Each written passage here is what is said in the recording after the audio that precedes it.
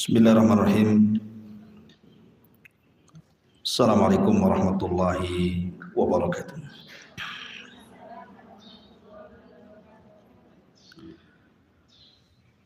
Alhamdulillah wassalatu wassalamu ala Rasulillah wa ala alihi wa sahbihi wa mawalah wa la hawla wa la quwata illa billahi wa ba'du.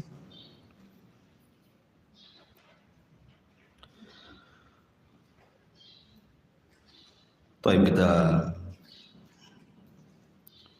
lanjutkan kajian kita, masih membahas tafsir dan kita masuk pada surah Al-Adiyat. Surah Al-Adiyat ini dalam tertib Al-Quran masuk pada surat yang ke-100 dengan jumlah ayat 11, jumlah kalimat 40 dan jumlah huruf 164, dan dia satu di antara surah Makkiyah, artinya turun sebelum hijrah Nabi sallallahu alaihi wa ala alihi wasallam.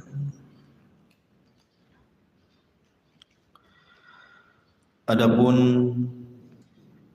sebab turun daripada surah Al-Adiyat ini, sebagaimana dikatakan oleh Al-Imam Al-Muqatil rahimahullahu ta'ala,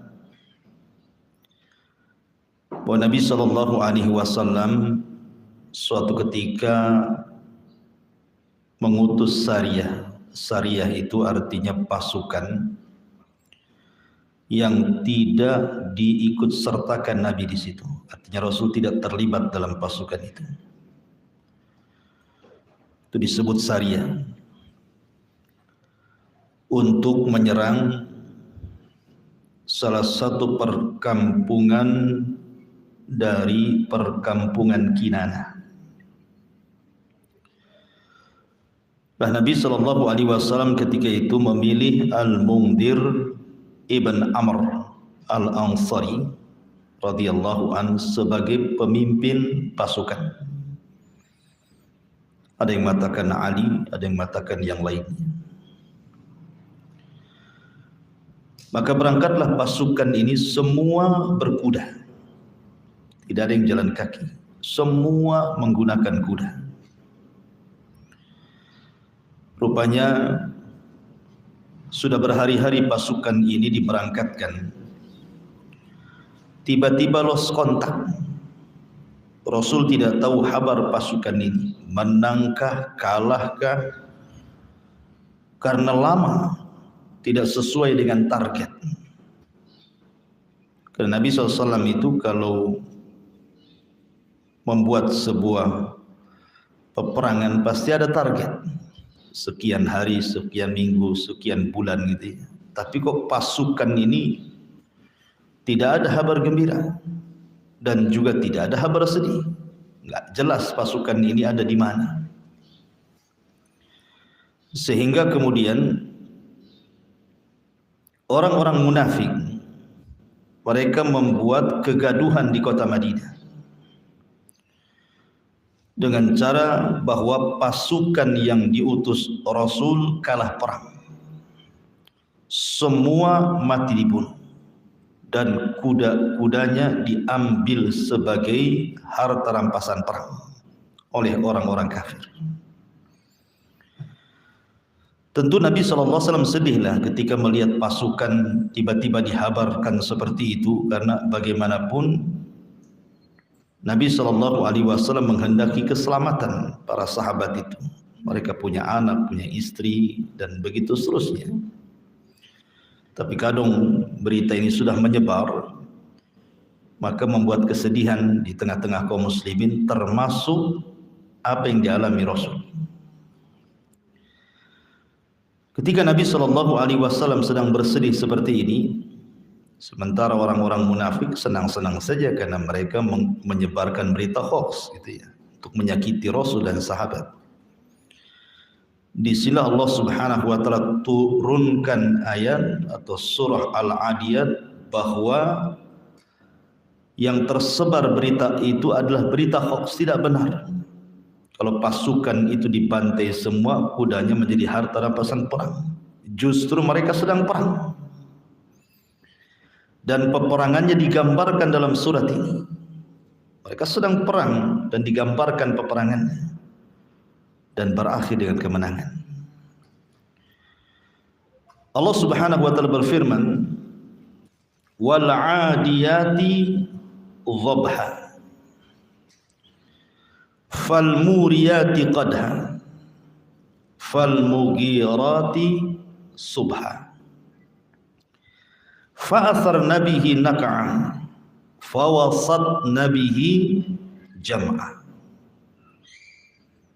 Di sini Allah Subhanahu wa taala menggambarkan kepada Rasul bagaimana kondisi perang pasukan yang diutusnya itu, yang dipimpin oleh Al-Mundhir ibn Amr al-Ansari. Allah mengatakan wal 'adiyati dhabha, demi kuda-kuda perang. Dhabha yang sedang terengah-engah mengeluarkan suara. Karena kuda itu punya 3 suara. Suara ketika diam berbeda dengan suara ketika berjalan, berbeda ketika suara ketika berperang. Ya. Jadi Nabi SAW digambarkan mereka sedang berperang dan kuda-kudanya pun ikut perang. Nanti saya jelaskan keutamaan kuda dalam Islam. Kemudian Allah katakan fal muriyati qadha, dan demi kuda-kuda perang yang memercikkan api dari kaki-kaki mereka, menunjukkan bahwa peperangan terjadi di malam hari. Karena kalau siang hari nggak nampak api-apinya kan, kuda ikan pakai sepatu besi itu. Kalau dihentakkan ke batu kan muncrat tuh itunya ya, kembang apinya itu. Alhamdulillah semalam nggak ada kembang api, nggak tahu di sini. Jadi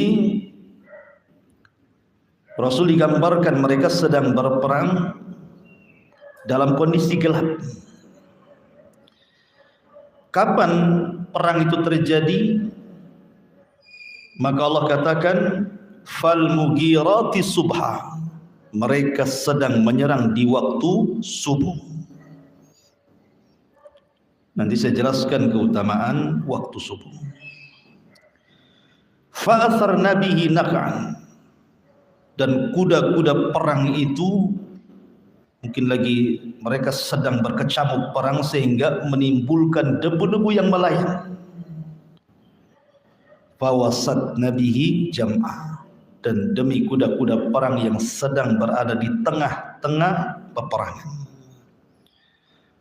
Maka surah Al-Adiyah ini membantah isu-isu orang-orang munafik bahwa pasukan ini sudah kalah perang, dibantai, kudanya ditahan. Ternyata bukan seperti itu.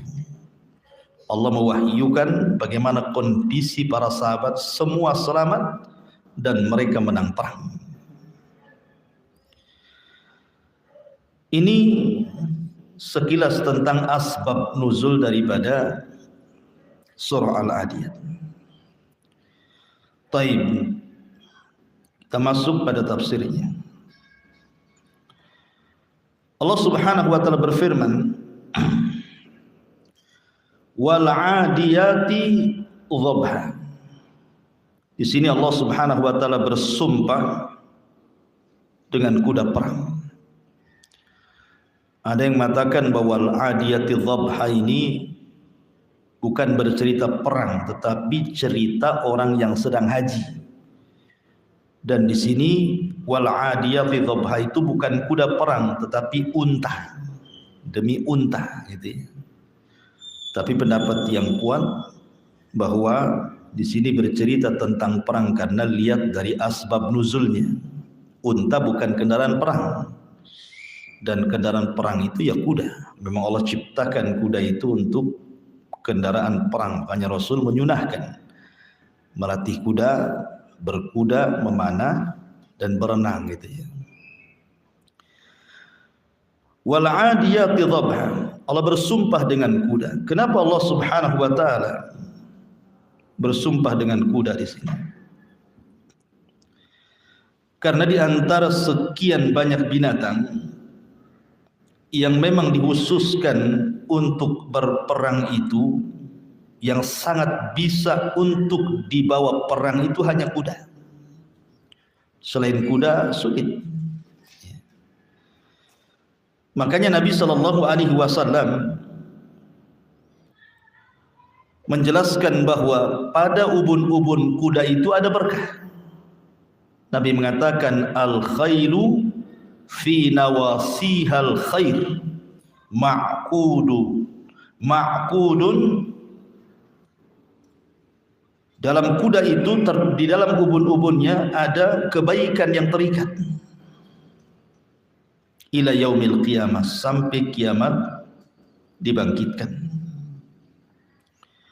Dalam riwayat al-khairu ma'qudun fi nawasil khair, bahwa kebaikan itu terikat pada ubun-ubun kuda. Dalam riwayat alaika bil khayl fa innal khayla ma'qudun fi nawasihal khair ila yaumil qiyamah. Kalian harus berkuda karena dalam kuda itu terikat pada ubun-ubunnya kebaikan sampai kiamat dibangkitkan. Dan riwayat-riwayat yang semakna banyak. Salah satunya juga riwayat yang dikatakan al-khailu salasatu. Farasun yarbituhu ar-rajulu fi sabilillah. Salah satunya adalah kuda yang digunakan seseorang untuk jihad di jalan Allah Subhanahu wa taala. Intinya bahwa banyak hadis-hadis tentang keutamaan kuda karena ada barokah di ubun-ubunnya. Dan yang mengherankan, keberanian kuda itu ditentukan dengan keberanian penunggangnya. Kalau penunggangnya berani, kudanya berani. Kalau penunggangnya penakut, kudanya ikut penakut. Jadi kuda itu kayaknya lengket dengan sehati dengan penunggangnya. Jadi kalau penunggangnya makin berani, kudanya makin berani. Itulah memang kuda diciptakan seperti itu mungkin ya. Jadi kalau penunggangnya berani, ikut berani dia. Kalau penunggangnya pengecut, dia ikut pengecut juga kuda itu. Kemudian kuda ini binatang gesit dalam peperangan, tidak seperti unta atau tidak seperti keledai, tidak. Kuda ini bisa belok kanan, bisa belok kiri, bisa mutar, bisa mundur, bisa maju gitu ya. Sehingga karena kegesitan itu seolah-olah Allah ciptakan kuda itu memang untuk kendaraan perang di zaman itu, kan itu ya. Zaman sekarang ya tembak matilah kuda. Zaman itu kan belum ada pistol apalagi bom gitu ya. Jadi memang perangnya berhadap-hadapan gitu. Dan pasukan kuda itu disebut pasukan elit di zaman itu. Makanya ketika Nabi SAW melihat kesedihan di mata-mata para sahabat saat perang Tabuk. Tabuk ini agak jauh dari Madinah. Tidak bisa dilalui dengan jalan kaki. Kalau jalan kaki lemes duluan gitu ya. Makanya yang pasukan yang bisa ikut serta dalam perang Tabuk itu harus pasukan berkuda. Sementara yang daftar perang itu banyak, tapi tidak punya senjata dan tidak punya kendaraan. Makanya Nabi sedih gitu ya. Dan pasukannya disebut Jaisul Usrah namanya. Pasukan kesulitan. Pasukan fakir. Maka Rasulullah berceramah tuh tentang pentingnya sedekah. Karena jelas peruntukannya kan untuk jihad. Datang Abu Bakar menyerahkan semua hartanya, datang Umar menyerahkan separuh hartanya, datang Abdurrahman bin Auf menyerahkan banyak hartanya, dan yang paling banyak adalah Utsman ibn Affan. Dia banyak menyumbangkan, seolah-olah perang Tabuk itu milik Utsman. Ya. Makanya Nabi SAW mengatakan kepada Utsman, "Ma darraka ya Utsman ma amilta ba'da hadzal yaum." Apapun yang kau perbuat wahai Utsman setelah kau infak hari ini, enggak ada yang madaratkan kamu lagi. Menunjukkan keistimewaan Utsman ibn Affan karena sedekah banyak sekali. Artinya bahwa dalam perang Tabuk yang sangat berperan kemenangan itu adalah pasukan kuda. Ya, memang kuda ini Allah Subhanahu wa taala ciptakan untuk itu. Dan Nabi SAW juga memiliki kuda. Taib, kemudian di sini Allah mengatakan wal adiyati dhabha. Dalam tafsir As-Sa'di dikatakan aqsamallahu ta'ala bil khailil jariyati fi sabilihi. Allah bersumpah dengan kuda yang bisa berlari dengan kencang di jalan Allah Subhanahu wa taala. Dan dhabha di sini artinya suara kuda yang sangat memeki gitu kan. Dan itu bisa menakutkan lawan. Jadi suara kuda itu bisa menggentarkan lawan gitu, suaranya saja, pekikannya itu. Lah ketika Allah bersumpah dengan kuda, ya suka-suka Allah lah mau bersumpah dengan makhluknya apa saja kan gitu. Tapi tidaklah Allah bersumpah pasti dalam sumpahnya itu makhluk itu punya keistimewaan. Karena makhluk Allah kan banyak, tapi tidak dijadikan sumpah semuanya. Allah itu kalau bersumpah pasti memilih makhluk-makhluk yang ada keistimewaan di hadapannya. Tetapi kalau kita bersumpah jangan sampai bersumpah dengan kuda. Karena kuda makhluk tidak boleh bersumpah dengan makhluk. Siapa yang bersumpah dengan makhluk maka dia telah melakukan kesyirikan. Man halafa bi ghairillahi faqad asyrak. Siapa yang bersumpah kepada selain Allah maka dia telah menyekutukan Allah. Makanya ada istilah para ulama, bersumpah atas nama Allah untuk sebuah kedustaan itu lebih baik dibandingkan bersumpah kepada selain Allah untuk sebuah kejujuran. Kenapa bersumpah kepada Allah untuk sebuah kedustaan jauh lebih baik dibandingkan bersumpah kepada selain Allah untuk kejujuran? Kan dosanya beda. Kalau bersumpah kepada Allah kemudian dia berdusta, ya dosanya dusta saja. Bersumpahnya benar gitu ya. Tetapi ketika dia bersumpah kepada selain Allah, walaupun jujur, dia terjerumus kepada kesyirikan. Maka syirik lebih besar dosanya dibandingkan dusta. Dusta ini dosa besar. Tetapi sebesar-besarnya dosa adalah syirik gitu ya. Makanya bersumpahlah kepada Allah Subhanahu wa taala. Tapi jangan pelan sedikit-sedikit sumpah. Wallahi.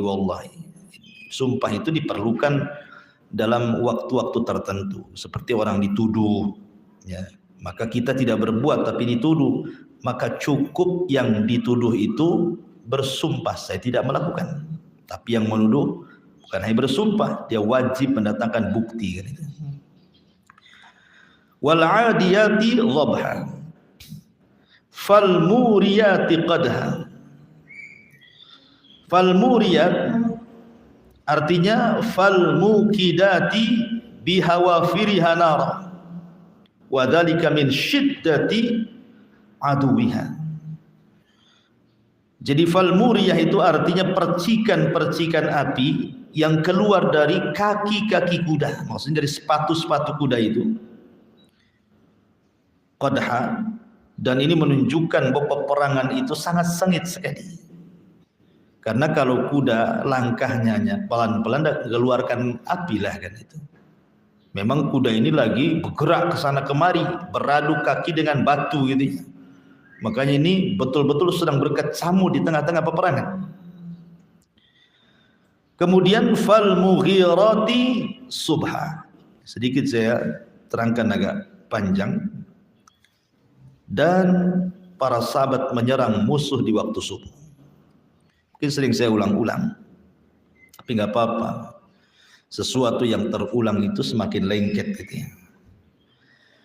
Kenapa Nabi SAW disifatkan dalam setiap peperangannya tidak pernah menyerang kecuali di waktu subuh?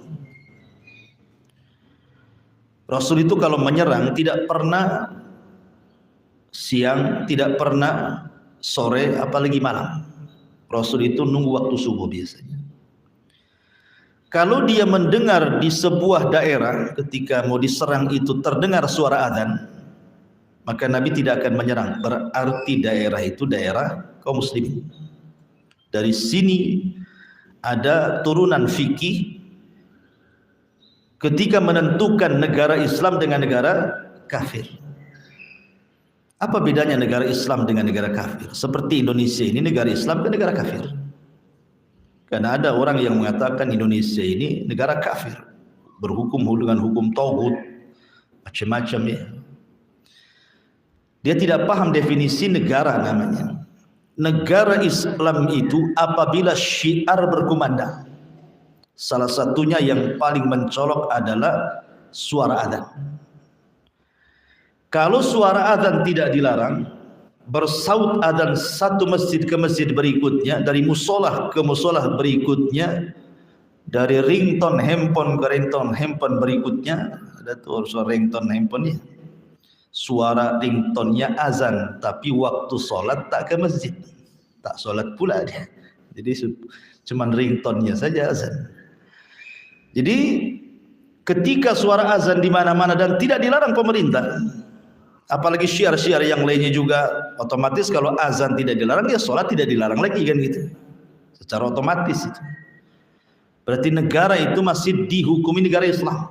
Soal kemudian ada beberapa hukum yang di luar daripada Islam, kan tidak semua, karena bagaimanapun bukan hanya di zaman sekarang.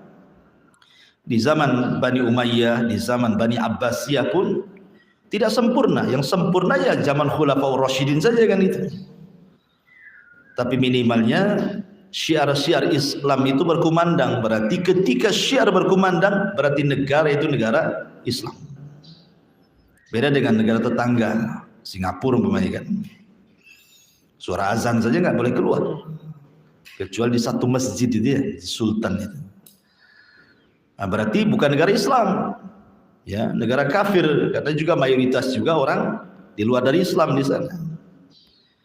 Lah Nabi itu kalau nyerang nunggu dulu tuh, kalau ada yang azan, kedengar azan nggak jadi, berarti di situ dianggap daerah Islam. Tapi kalau tidak mendengar azan sama sekali, langsung diserbu. Ya, setelah mereka sholat subuh langsung turun menyerbu daerah itu. Kenapa Nabi memilih waktu subuh? Karena ada hadis Nabi SAW mengatakan nusirtu bis sabah wa uhlikatil adu bid-dabur.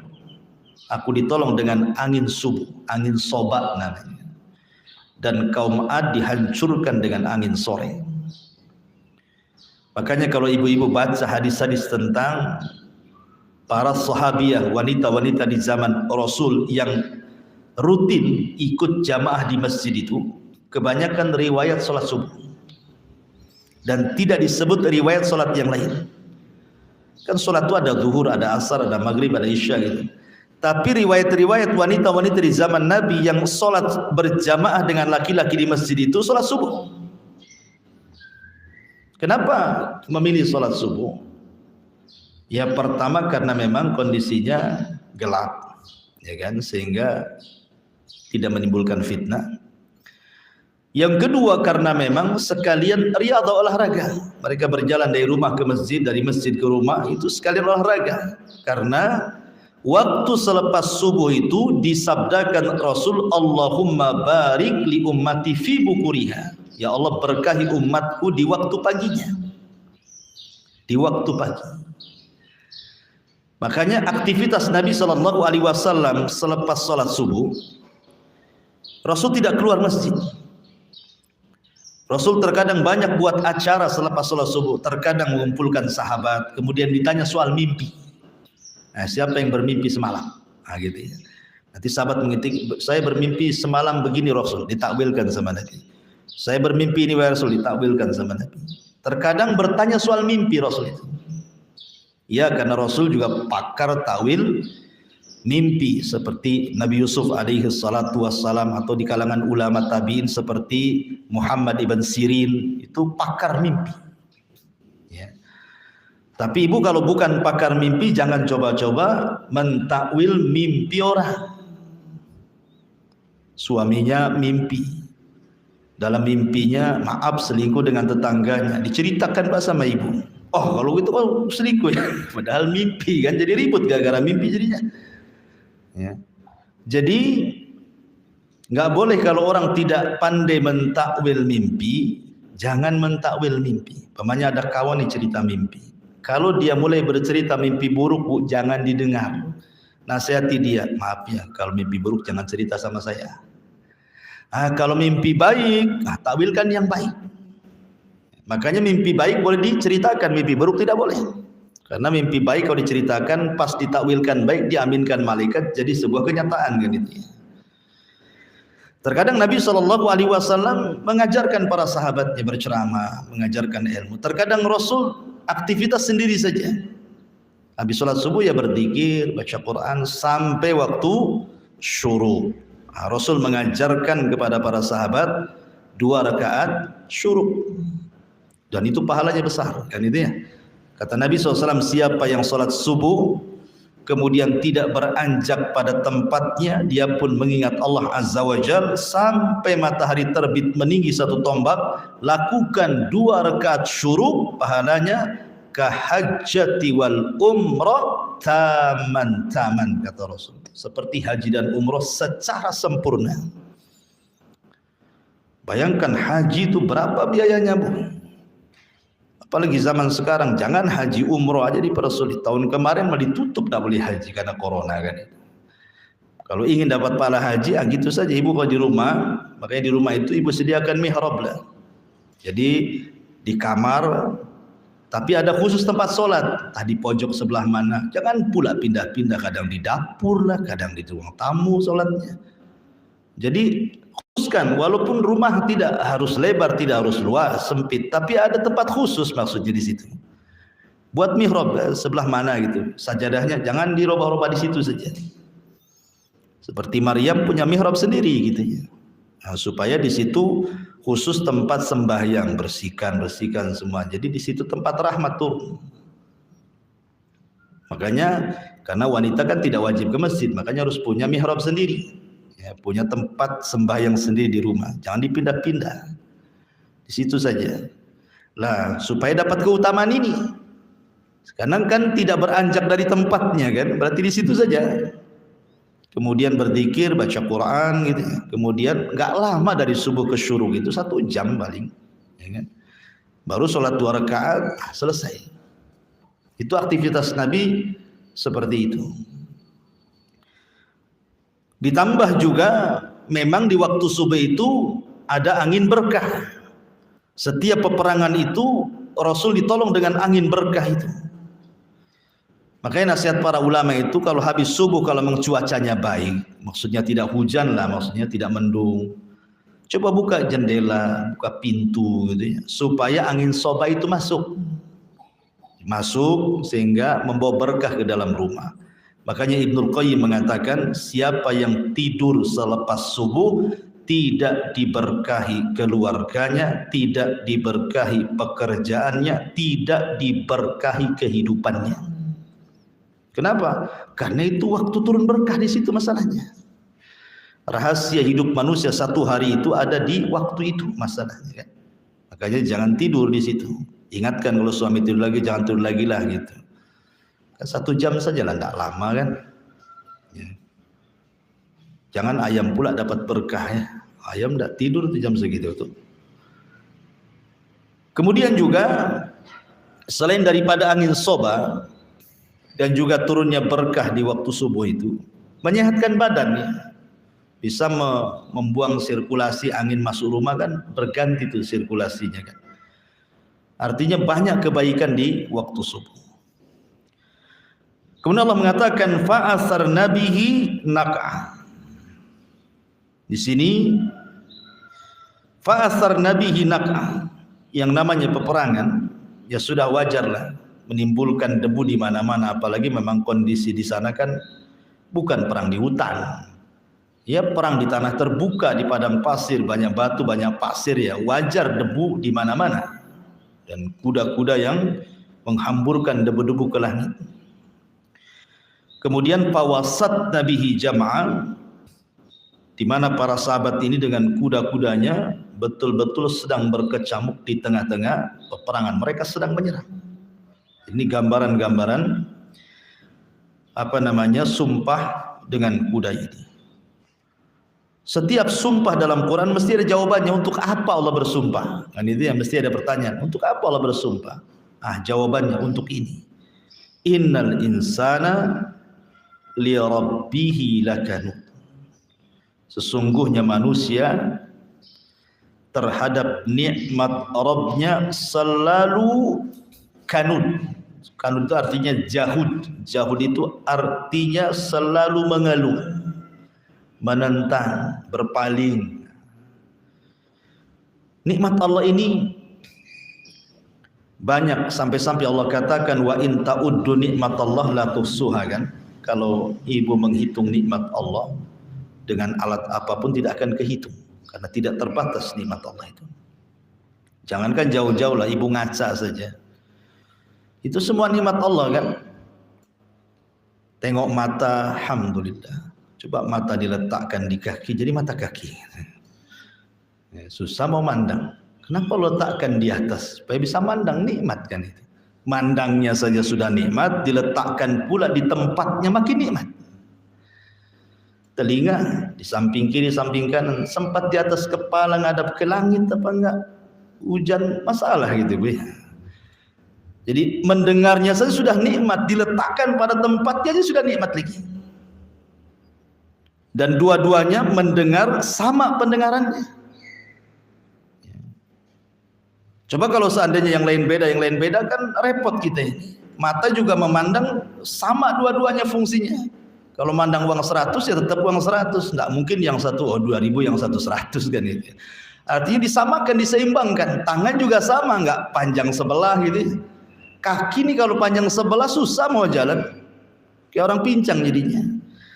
Jadi oksigen macam-macam lah. Belum lagi darah bermacam-macam, warna darah, macam-macam lah kalau kita cerita nikmat. Itu yang ada pada badan kita. Makanya Allah mengatakan wa fi anfusikum afala tubsirun. Dan pada diri kalian itu ada nikmat yang harus kalian lihat sebenarnya. Lebih daripada itu, Allah Subhanahu wa taala berfirman, Allahu akhrajakum min butuni ummahatikum la ta'lamuna syai'an. Ketika kita dikeluarkan dari perut ibu kita, kita kan tidak mengetahui sesuatu. Sedikit pun kita tidak mengetahui apa-apa. Kita bisa lihat bayi yang baru dilahirkan, kan? Melihat saja tidak, mendengar saja tidak. Kadang-kadang bergerak saja susah. Mau minum saja harus disusui. Mau makan harus disuapi gitu ya. Itu waktu kita bayi itu. Maka Allah katakan wa ja'ala lakumus sam'a. Baru Allah perdengarkan. Jadi mendengar dia. Wal absar, Allah berikan penglihatan, jadi melihat. Wal afidah, Allah berikan akal dan hati, jadi cerdas, ya. Akhirnya dengan penglihatan dia bisa belajar, dengan mendengar juga sama.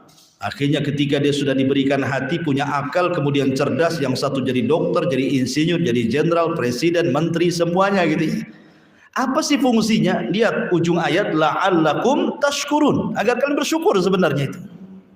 Tapi tidak pernah kita bersyukur. Kadang-kadang kalau ditanya itu, sering saya katakan, kadang-kadang ada orang kalau setiap ditanya itu jawabannya susah. Pernah ibu kan ya? Gimana kondisinya? Susah Ustadz. Nanti ketemu lagi. Gimana sudah baikan? Masih susah. Susah gitu. Masih susah aja setiap ketemu. Jadi kita susah, jadi ikut susah jadinya ya. Melihat kesusahan orang, kita pula yang susah. Males lah mau tanya, si susah terus kan itu.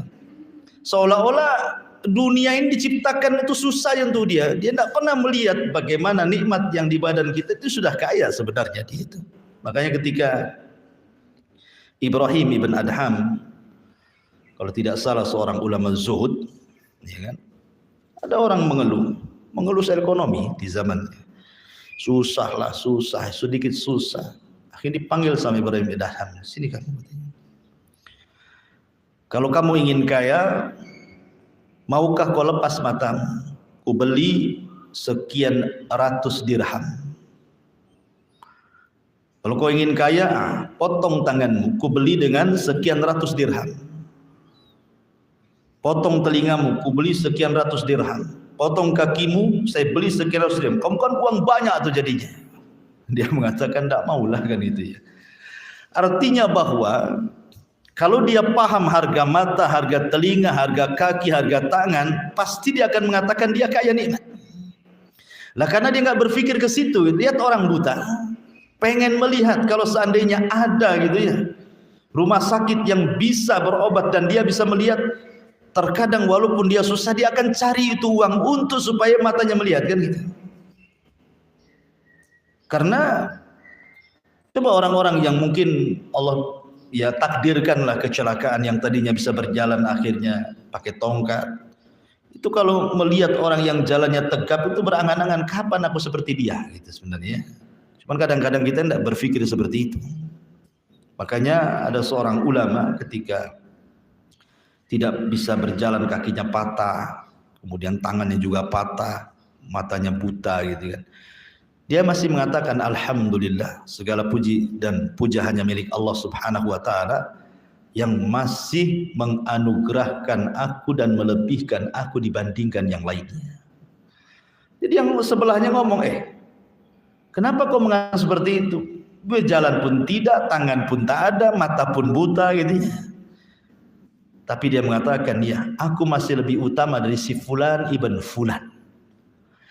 Jadi orang yang syukur nikmat itu salah satunya adalah dengan melihat nikmat yang ada, kemudian lihat kekurangan orang gitu maksudnya.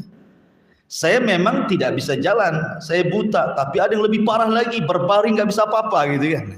Pemain seperti itu. Makanya kalau dalam urusan dunia supaya kita mudah bersyukur itu, lihat ke bawah. Jangan lihat ke atas. Kalau lihat ke atas capek lah kan itu, pegel tuh. Kasihkan terpen pun tetap saja pegel dia kan. Kalau ke atas, makanya kalau urusan dunia lihat ke bawah. Tapi kalau urusan agama jangan pula lihat ke bawah. Enggak apa-apa, saya hafal 5 surat, si anu 1 surat pun tak hafal. Bukan begitu. Ya, urusan agama jangan lihat ke bawah. Urusan agama lihat ke atas. Cemana dia bisa 1 juz hafal? Kok saya enggak hafal? Lam yakunil saja dibulak-balik, si lam yakunil terus. Jadi kalau urusan agama itu jangan sekali-kali lihat ke bawah, enggak akan berkembang. Ya, pahalanya enggak nambah-nambah. Tapi kalau urusan dunia kata Rasul, unduru ila man huwa asfala minkum wala tamduru ila man huwa fawqakum fahuwa ajdar alla tajdar nikmatallah alaihi, kata Rasul. Lihat ke bawah, jangan lihat ke atas supaya kita lebih pantas dan bisa bersyukur akan nikmat. Alhamdulillah saya masih bisa berjalan, si anu pincang.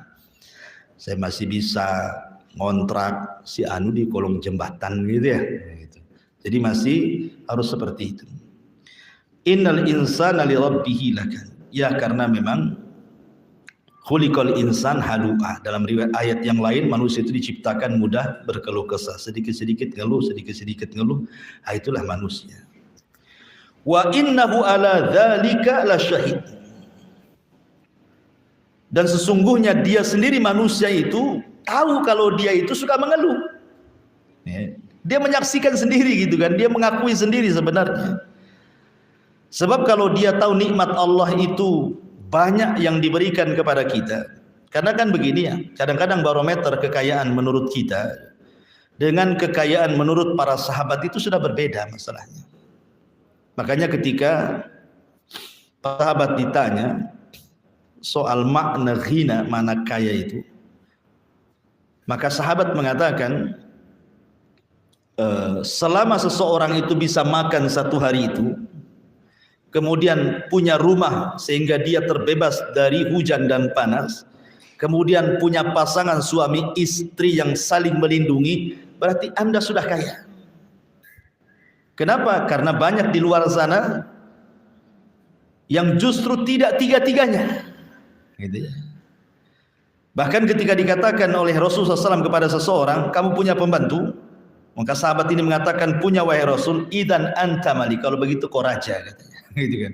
Punya pembantu saja Rasul mengatakan kita jadi raja. Kenapa? Karena bisa memimpin satu orang gitu ya. Nyuruh-nyuruh orang gitu kan. Raja kan tukang nyuruh-nyuruh.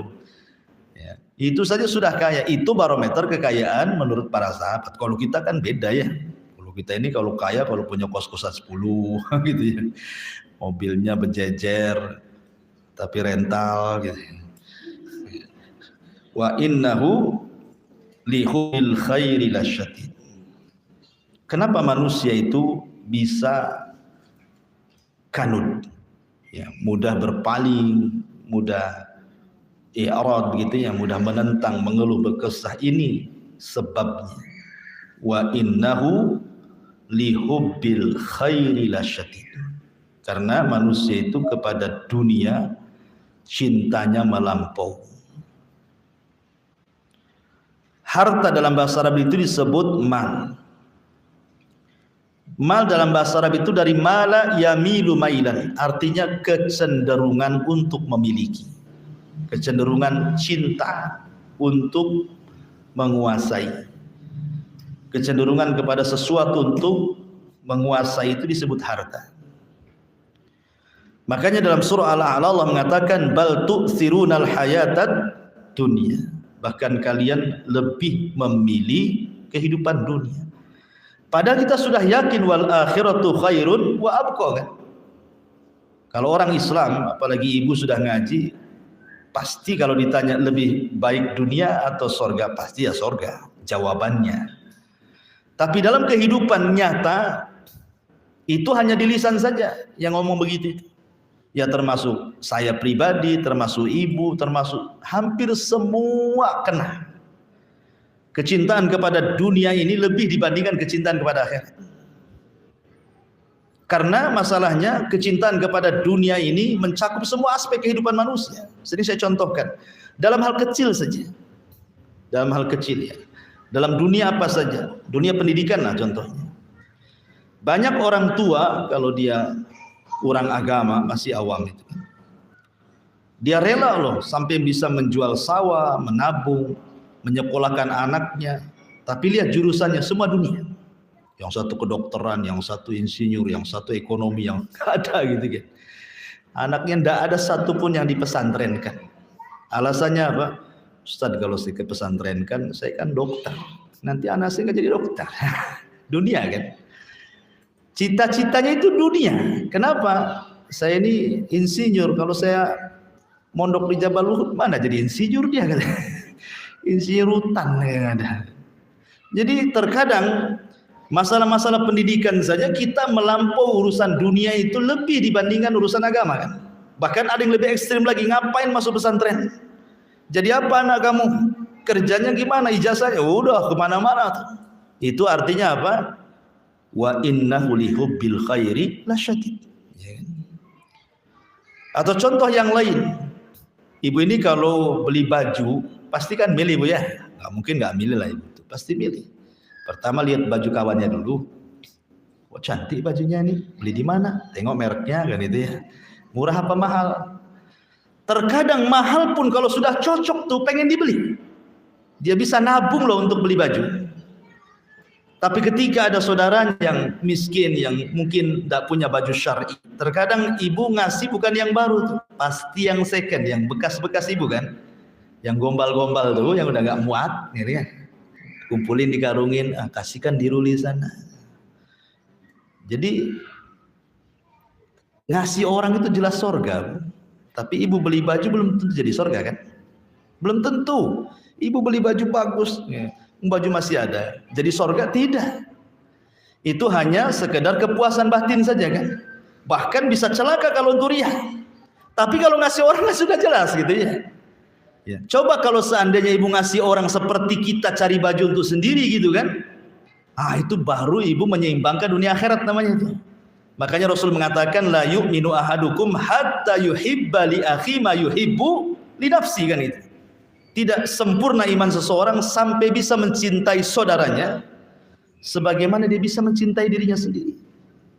Ibu kalau urusan kuliner, Masya Allah, saya Ustadz, saya enggak eman kalau mengeluarkan biaya, yang penting enak. Nah, ada istilah seperti itu. Kalau untuk makan jor-joran, pesan semua dicontring-contring berapa? 500.000, bayar, enggak ada nyesal sampai rumah. Sekali ada orang miskin butuh makan, cari nasi padang, 1 lauk, 1 potong lagi. Nah, kasih, yang penting udah ngasih nasi kan ya. Lah ini kan ngasih orang nasi ini kan urusan akhirat ya, dapat surga kan. Tapi ibu makan kenyang dapat surga? Belum tentu. Makanya Bu, terkadang dunia kuliner ini, kalau saya nasihatkan, jangan diwajibkan. Ya, jangan diwajibkan. Karena ada nih keluarga muslim ini kadang-kadang merepotkan suaminya. Setiap minggu wajib keluar. Kemana? Bukan ke pengajian, kuliner kan? Sana. Ayo Pak, kita ke sana Pak. Kita ke sana. Sekali seminggu ayahnya mungkin suaminya sibuk gitu kan. Udah senyum pun tidak. Kenapa malam ini? Jadi akhirnya jadi dosa kan? Gara-gara malu seneng kuliner. Makanya Nabi SAW apabila pagi-pagi itu kan selalu Rasul itu menjumpai istrinya 2 kali. Pertama pagi, yang kedua menjelang maghrib. Pagi dia keliling dulu kepada istrinya. Istri Rasul kan banyak, ada 11. Ya kan, disalami dulu, didoakan, menceramah sebentar, nanti ke rumah istri. Setiap hari seperti itu, nanti sore juga gitu lagi. Ya. Tapi kalau di pagi hari aktivitas Rasul, kalau mau sarapan itu pertanyaannya sederhana. Hal indakum syai'un. Syai'un ini nakirah Bu. Dalam bahasa Arab itu bukan ma'rifat. Kalau ma'rifat itu ada alif lamnya, asyai'u. Tapi kalau tidak ada alif lamnya menjadi tanwin, syai'un berarti nakirah. Artinya pertanyaan Rasul kepada istrinya itu bukan bertanya masak apa. Ya. Bukan disebutkan makanannya, tapi ada enggak sesuatu. Sehingga kalimat sesuatu ini apapun oleh Nabi dimakan gitu maksudnya. Mau ini dimakan, mau itu dimakan, mau. Nah, sekarang suami ibu terapkan jadi Nabi gitu. Kalau ibu ndak masak sayur kangkung atau sayur apa kesukaan dia, bisa marah ini kan ibu ya. Si ini terus, kok tak bisa masak ya kata. Jadi sebenarnya soal masalah ini jangan merepotkan keluarga ini. Makanya ibu jangan menekan suami gara-gara kuliner. Karena ini bahaya sekali. Rasul itu kalau soal makan apa saja dimakan. Dan istri-istrinya pun diperlakukan yang sama. Rasul tidak memaksa kau harus masak ini, harus masak itu, enggak. Sehingga kalau kata Aisyah radhiyallahu anha ummul mukminin atau istri yang lain, tidak ada wahai Rasul, kata Rasul, kalau gitu saya puasa saja. Ya. Kan sederhana ya kehidupan Nabi itu kalau diterapkan kan. Tapi suami ibu enggak seperti Nabi sih misalnya. Kalau dia bilang enggak masak, maki-maki deh.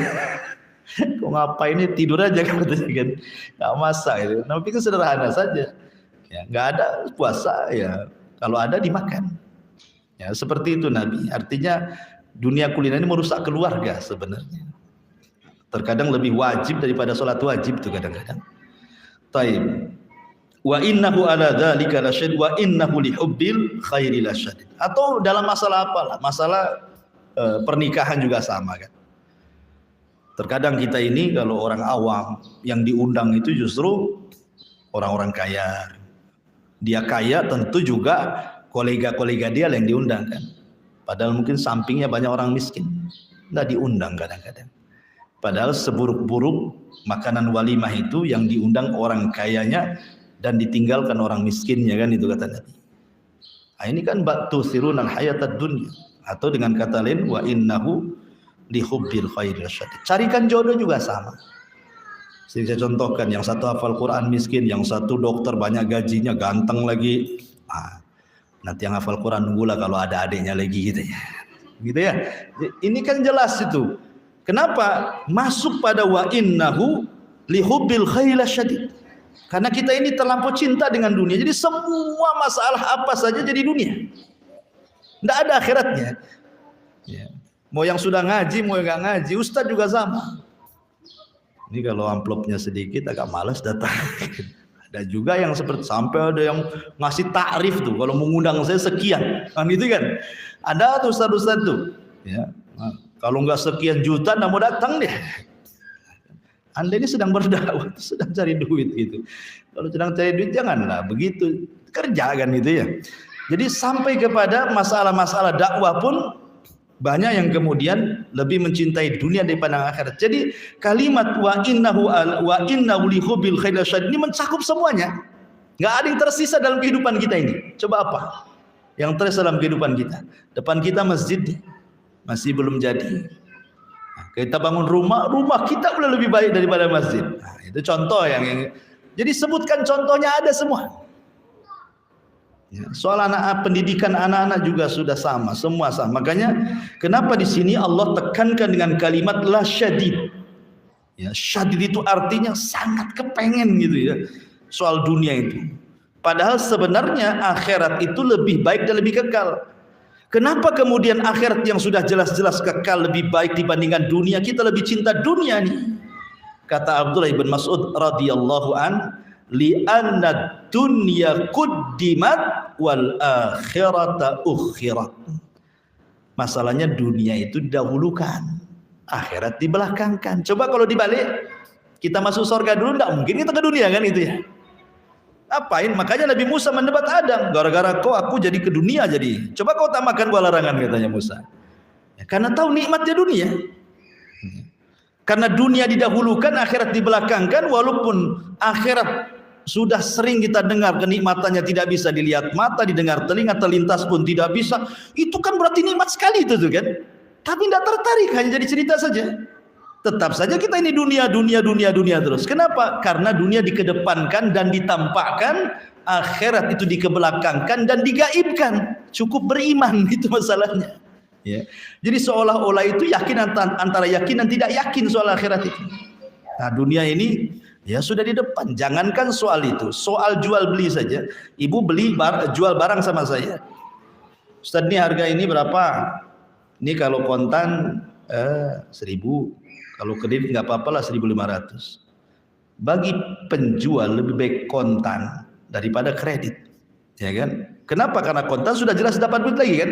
Kalau kredit, iya kalau bayar nanti macet kreditnya kan itu ya. Itu urusan apa saja. Ya, makanya sifat-sifat seperti ini sifat manusiawi gitu ya. Karena memang sorga itu dikelilingi dengan sesuatu yang dibenci. Tapi neraka itu dikelilingi dengan sesuatu yang dicintai. Makanya orang lebih suka masuk neraka walaupun bayar, dan tidak suka masuk surga walaupun gratis. Innal insana li rabbih lakanud wa innahu ala dzalika lasyahid. Wa innahu li hubbil khairi lasyadid. Afala ya'lam idza bu'thira ma fil qubur. Afala ya'lamu idza bu'thira ma fil qubur.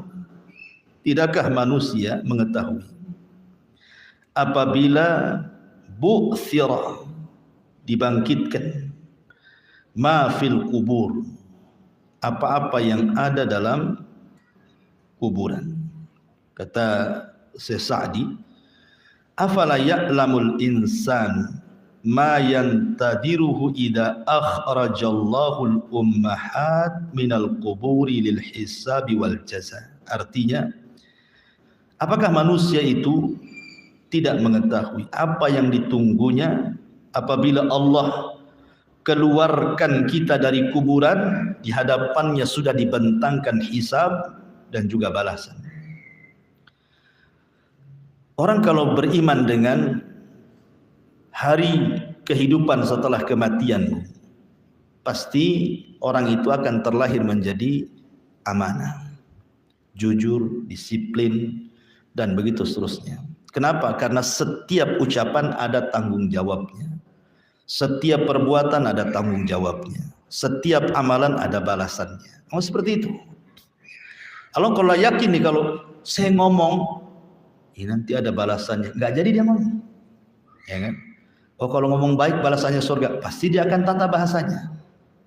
Orang melangkah ke tempat maksiat, nggak jadi. Kenapa? Nanti maksiat ada balasannya, diarahkan ke tempat yang halal, kan begitu. Jadi setiap orang kalau yakin ada kehidupan setelah kematian, pasti baik tuh hidupnya. Makanya kalau kita melihat ya, waroknya para ulama, zuhudnya para ulama, amanahnya para ulama itu luar biasa. Saya contohkan Muhammad ibn Sirin rahimahullah ta'ala, ulama tadi. Dia itu seorang pengusaha kaya, dia ulama kaya, Muhammad ibn Sirin ini. Lah salah satu usaha Muhammad ibn Sirin ini adalah jualan zait. Zait itu minyak zaitun. Ya, minyak zaitun kalau di sana kan minyak zaitun minyak goreng ya. Sampai di Batam pula jadi minyak urut gitu. Jadi Ibn Sirin ini jual minyak goreng gitu, minyak zait. Jadi ketika ada peluang, namanya pembisnis itu kan melihat peluang. Ini peluang baik. Ini kalau seorang pembisnis kan dia rela berani mengeluarkan modal karena sudah jelas hitung-hitungannya kan. Ini pas ini momennya saya belanjakan semua minyak kan ini pas momennya. Mungkin kalau sekarang ini pas mau Idul Fitri, mau Idul Adha, mau acara-acara besar gitu kan, pasti laku gitu ya. Jadi dihabiskan modalnya. Ya dengan hitung-hitungan dia akan untung. Allah takdirkan di malam hari minyak itu kecemplung tikus. Ya. Dalam ilmu fikih Bu, apabila minyak itu berbentuk jamad itu mengeras seperti mentega, kemudian tikus jatuh, maka cukup dikeruk bagian yang terkena tikus dibuang dan yang lainnya bisa dipakai, nggak najis. Kalau bentuknya jamad, ya bentuknya keras, kayak mentega kan keras ya, cukup yang bagian terkena binatang bangkai itu cukup dibuang, nah, sisanya bisa dipakai.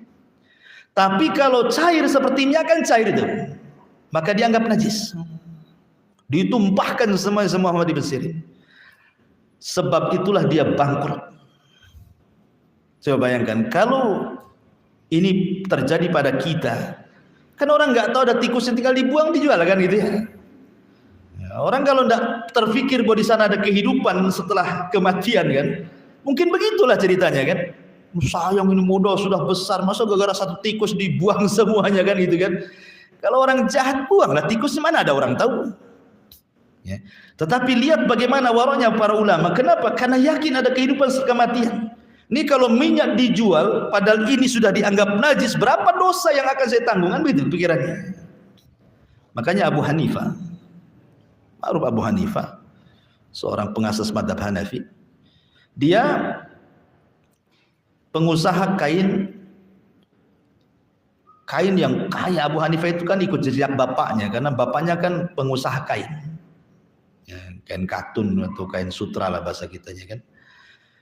Jadi ketika dia sudah jadi pengusaha besar Abu Hanifah itu, jadi ada yang order kain di daerah lain gitu. Dia punya pembantu namanya Bishr, pembantu dalam pegawainya. Dia mengatakan, wahai Bishr, ambil nih kain ini, bawa ke sana, ada yang pesan. Nanti tolong jelaskan, di sini ada cacatnya sedikit. Jelaskan sama dia. Kalau dia mau silahkan, kalau nggak mau bawa balik. Akhirnya sama Bishr dibawa kain itu. Kain itu banyak, mahal. Ketika sampai di konsumen, lupa pula Bishr ini menjelaskan cacat yang dimaksud Abu Hanifah gitu maksudnya. Langsung main jual, kemudian dapat uang pulang. Jadi ketika sampai mau menyerahkan uang kepada Abu Hanifah bertanya, sudah disampaikan amanah bahwa tadi ada beberapa kain ada cacatnya. Kata Bishr, astagfirullahaladzim, lupa wahai imam katanya. Lihat apa yang dilakukan Abu Hanifah. Ini modal besar. Ya. Kata Abu Hanifah, ambil nih uang ini, kamu sedekahkan kepada anak yatim katanya. Kamu sedekahkan kepada fuqara wal masakin, ambil uang. Coba kan untuk membalas apa? Cacat yang sedikit tadi. Padahal kan cacat sedikit saja kan, tapi karena waroknya Abu Hanifah tidak mau. Makanya untuk sebagai imbalannya supaya dia tidak terkena syubhat tadi, dia sedekahkan semuanya tuh. Wah, coba kalau para pedagang kayak gitu kan makmur dunia ini. Ya, pedagang tidak. Timbangan bagus-bagus dibuat pabrik, nggak ada ganjel, dikasih ganjel sama dia, gitu kan? Meteran sudah pas-pas 1 meter dikurangi 1 senti. Takaran juga sama, sengaja dipukul bawahnya biar dengok ke ke dalam, jadi nggak pas kan satu gantang kan. Itulah orang-orang itu ngurangi tikaran, ngurangi meteran, ngurangi timbangan, dikurang-kurang semuanya. Tapi kalau jadi pembeli maunya ditambah, tambahlah. Masa segini tambah? Itu biasa ya. Kalau nggak mau tambah saya beralih ngancam pula dia katanya. Begitu guys. Itulah namanya wailun lil mutaffifin. Kenapa? Karena tidak ingat ada kehidupan setelah kematian. Karena Allah mengatakan wa hussila ma fis sudur.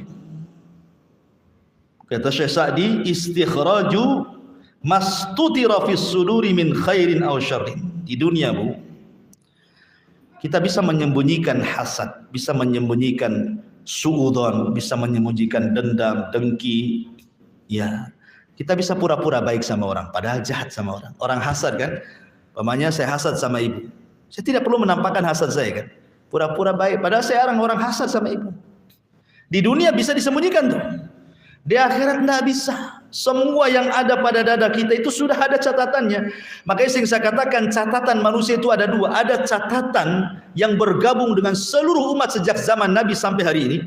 Sampai ibu hidup ini. Jadi ibu nanti catatannya akan dijadikan satu dengan Abu Bakar, Umar, Utsman, Ali, Imam Syafi'i, Abu Hanifah, para ulama semuanya akan jadi satu catatan.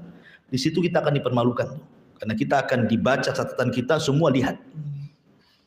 Ya, oh selama ini kau hasad, kau dusta, kau dendam, kau ini. Semua tahu. Ya. Ada catatan yang dipegang sendiri. Ini catatan yang dipegang sendiri itu untuk mengklopkan antara perbuatan kita dengan catatan. Dalam hadis Ibnu Tokoh itu kan, ada orang datang dengan membawa 99 catatan, kata Allah bentangkan satu catatanmu. Sekali satu catatan dibentang sejauh mata memandang. Kalau saya analogikan itu kalau ibu belanja di mall gitu ya. Itu kan keluar risitnya tuh dari komputer tuh. Ini kalau risitnya ini sejauh mata memandang, mungkin ibu beli satu mall dibeli semua. Serisitnya sampai jauh mata memandang itu. Dan subhanallah pada hari kiamat nanti, yaumul hisab itu, Allah kembalikan hafalan kita. Jadi Allah berikan kekuatan hafalan yang tidak Allah berikan di dunia. Jadi kita akan hafal tuh mulai ibu balik sampai ibu wafat, ibu hafal tuh. Kalau sekarang kan mungkin kadang-kadang lupa kan itu. Apalagi soal utang, lupa kalau punya utang. Dari bayar belum ya? Kayaknya sudah, padahal enggak. Jadi sekarang kan mudah melupakan, orang mendolimi orang itu sangat mudah. Tapi nanti di akhirat semua hafalan dikembalikan ke otak kita untuk mencocokkan hafalan dengan tulisan. Ya. Jadi semua yang ada dalam hati itu akan ditampakkan. Makanya Allah tutup inna rabbahum bihim yauma idzil khabir. Sesungguhnya Rabb mereka pada hari itu la khabir. Khabir itu maha mengetahui. Subhanallah, di antara khabirnya Allah sering saya ingatkan punya. Allah itu tahu kalau ibu itu maksiat. Allah tahu, nggak mungkin Allah nggak tahu kan? Allah itu maha khabir kok. Allah tahu ibu sedang maksiat sendiri, sembunyi-sembunyi, ya kan? Setiap kita pasti bermaksiat. Cuman kita tidak tahu aja maksiatnya beda-beda antara kita dengan yang lain kan. Tapi semua orang itu pasti maksiat. Minimalnya berzina pandangan, berzina telinga, berzina lisan, berzina. Semua orang wajib berbuat dosa. Dan Allah tahu.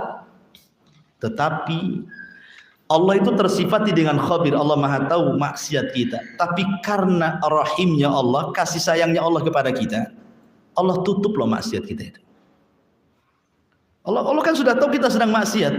Tapi Allah tutup tuh maksiat kita sehingga orang nggak tahu. Makanya dalam Islam tuh Bu, tidak boleh ibu menceritakan dosa yang sudah dilakukan. Tidak boleh. Kullu ummatin mu'afan kata Rasul. Setiap umatku pasti dimaafkan dosanya. Illal mujahir, kecuali orang mujahir. Siapa mujahir itu Rasul? Orang yang menyingkap perbuatan dosa yang sudah dilakukan diceritakan pula sama orang. Ya, ibu ketemu orang kemarin gitu ya, menggibah orang gini gitu. Ceritakan sama orang, iya kemarin juga betul. Saya ngomong sama si Anu juga ngomong gitu. Diceritakan yang sudah-sudah. Janganlah kan itu. Jadi hal-hal yang sudah Allah tutupi jangan dibongkar. Makanya ketika fatwa para ulama, ada seorang pelacur sudah bertobat. Kemudian dapat pasangan yang baik, ahli agama. Apakah seseorang ini harus jujur kepada suaminya kalau dia mantan pemain malam, pemain remang-remang gitu ya, ataukah tidak perlu? Kata para ulama tidak perlu. Allah sudah tutup aibmu dari suamimu, jangan diceritakan, karena tidak semua cerita didengar, tidak semua cerita ikhlas orang itu. Kau sudah ceritakan, sudah cukup Anda dengan Allah saja, gitu maksudnya. Jangan cerita walaupun kepada suami. Taunya suami ketemu kita baik-baik, gitu saja maksudnya. Ataupun sebaliknya, mungkin suaminya bejat dapat istri soleh, jangan diceritakan, awak ini mantan preman dulu. Tidak perlu cerita kayak gitu. Pokoknya ketemu baik-baik, itu yang jadi catatan sudah. Jadi nggak ada lagi, karena biasanya tersakiti orang gara-gara itu. Nah, dalam urusan rumah tangga saja harus saling menutup, tidak semua harus tahu. Dan jangan ingin tahu. Nah, itu yang penting. Kadang ibu ini nekan suami, akhirnya banyak dusta. Suami yang tadinya jujur jadi banyak dusta. Gara-gara apa? Gara-gara komunikasi. Nelpon gak dibalas, marah kan gitu ya. Kok dibalas-balas sih? Kamu di mana? Oh, gitu ya. Akhirnya lama-lama mungkin suami jujur, lama-lama dia dusta dia. Nah, ngajari orang dusta jadinya. Husnudzon sajalah, bismillah, tawakkal Allah. Ya. Karena yang membolak-balikan hati manusia kan bukan ibu sama suami, enggak bisa. Suami enggak bisa diatur. Yang bisa ngatur itu Allah. Minta Allah yang ngatur, gitu maksudnya. Kalau ibu ngatur mana bisa? Hati orang itu dia genggaman jari jemari Allah Azza wa Jalla. Yuqallibu kaifa yasha. Allah bisa membalikan sesuka hati dia. Mau keras hari itu jadi keras, mau lemah lembut hari itu mau lembut, begitulah Allah Azza wa Jalla. Maka minta kepada zat yang membolak-balikan hati. Minta supaya suaminya dirubah, suaminya begini. Kalau minta sama suami itu himbauan, bang, tolonglah robah. Ya, paling gitu saja, gitu kan. Ya saja kalau suami itu simpel dia. Nanti diulang lagi, seperti itu. Nah, tapi kalau Allah yang membolak-balikan hati dia, siapa yang bisa Allah buat dia halus menjadi keras? Tidak akan bisa. Sebagaimana Allah tetapkan dia keras hati, ibu mau lembutkan dia tidak bisa, gitu kan. Makanya karena kita ini bukan memegang hati orang. Kita punya tetangga keras, doakan saya, Allah mudah tetangga ini agak lembut lah kan. Nanti mudah-mudahan lama, insya Allah kalau berdoa, masa dari sekian ratus doa nggak ada yang diijabah. Ini kemudian diantara makna khabir juga, Allah tahu kita maksiat. Selain Allah tutup hebatnya Allah gitu, kita punya Tuhan ini rahim betul-betul. Allah tidak membalas setiap kita maksiat. Tapi Allah kasih kesempatan loh ya. Kesempatan lama sampai kita wafat loh. Coba kalau seandainya satu kali maksiat, satu kali tamparan saja. Sekali maksiat tok gitu kan, sakit umpamanya kan. Mungkin orang itu tidak mau hidup mungkin kan itu. Tapi karena rahimnya Allah, Allah tidak langsung balas, dikasih kesempatan. Ya. Ayo maksiat, tapi kasih kesempatan bertobat gitu. Jadi selain menutupi aib Allah itu juga, pada Allah itu udah khabir loh ya. Tapi juga Allah memberikan kesempatan untuk bertobat. Bertobat kepada Allah Azza wa Jalla. Inna rabbahum bihim yawma idzil khabir. Wallahu a'lam. Ini uraian tafsir Al-Adiyat. Baik, kita buka tanya jawab, silakan.